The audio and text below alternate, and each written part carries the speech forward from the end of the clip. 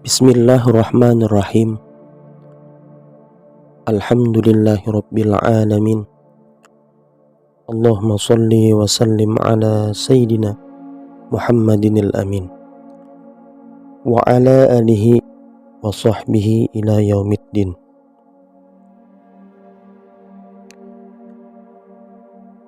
Dalam video yang singkat ini,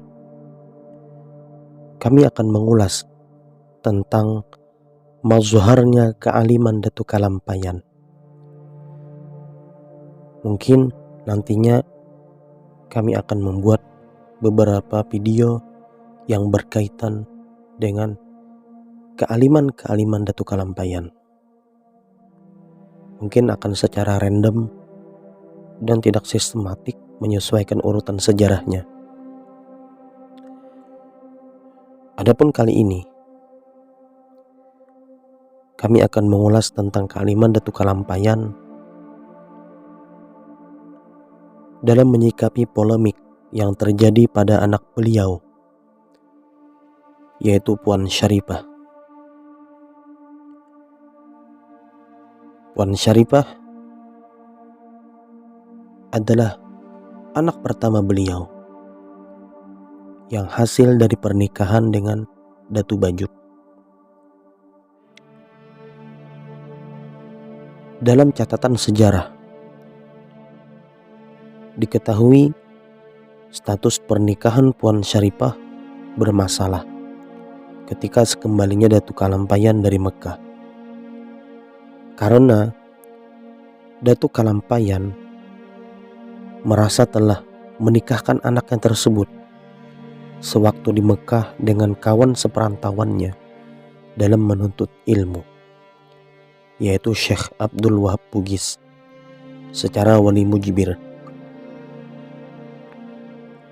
Adapun di tanah Banjar saat itu juga, Syarifah dikawinkan oleh Sultan selaku wali hakim dengan seorang laki-laki yang bernama Usman. Kedua bentuk pernikahan ini sah pada tempatnya masing-masing. Menyikapi permasalahan inilah kealiman Syekh Muhammad Arsyad Al-Banjari, Datuk Kalampayan, dalam ilmu palak menemukan momentumnya. Meski hal semacam ini adalah perkara yang sangat pelik, karena berkaitan dengan perasaan beberapa pihak. Jika salah menangani dan salah mengambil solusi, maka akan melukai dan akan menyinggung perasaan orang lain. Syahdan,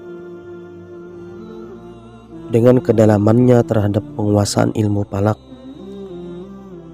maka beliau mengurai dan memecahkan permasalahan tersebut dengan bijaksana.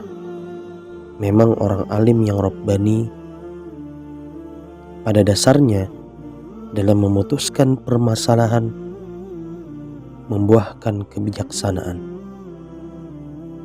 dan kebijaksanaan itu akan melahirkan sikap kehati-hatian. Dalam hal ini, Datuk Kalampayan meneliti serta menelusuri peristiwa terjadinya kedua pernikahan tersebut. Dengan titik fokusnya, siapakah yang lebih dahulu pernikahannya dan siapa yang terkemudian? Apakah pernikahan di tanah Banjar yang lebih dulu atau di Mekah yang lebih dulu? Maka dengan kecakapan Datuk Kalampayan dalam ilmu palak, beliau mampu mendapatkan bagian-bagian pemecahan masalahnya, bahwa ihwal pernikahan di berbeda tempat tersebut sama-sama dilakukan pada hari, tanggal, dan tahun yang sama. Namun secara perhitungan ilmu palak, pada kenyataannya bahwa pernikahan di Mekahlah yang lebih dulu. Hanya selisih beberapa menit saja dengan pernikahan di tanah Banjar.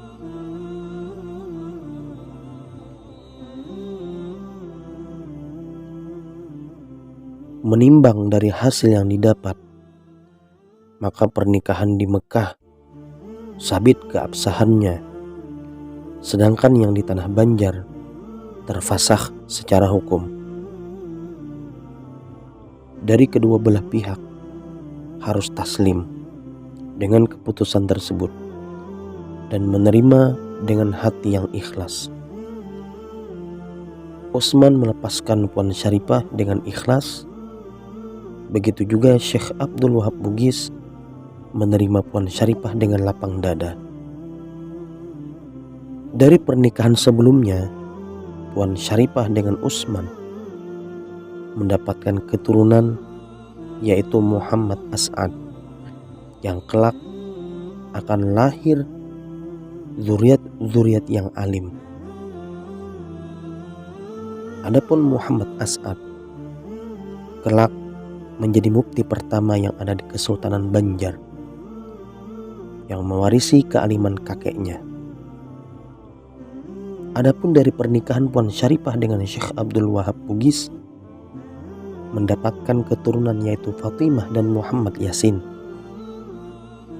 Dari kedua anak hasil pernikahan dengan Syekh Abdul Wahab Bugis ini, Fatimah lah yang paling menonjol, yang kelak menjadi sosok ulama perempuan yang karya ilmiahnya sangat fenomenal, berupa kitab fikih dengan nama Perukunan Jamaluddin. Pada akhirnya, dari polemik yang terjadi ini, sebenarnya Allah Subhanahu wa Ta'ala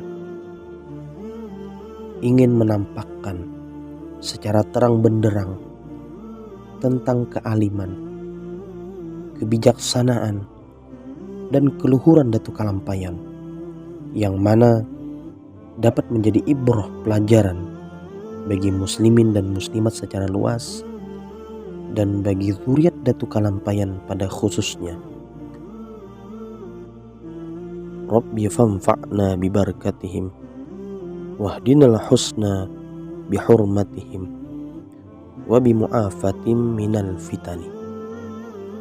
Assalamualaikum warahmatullahi wabarakatuh.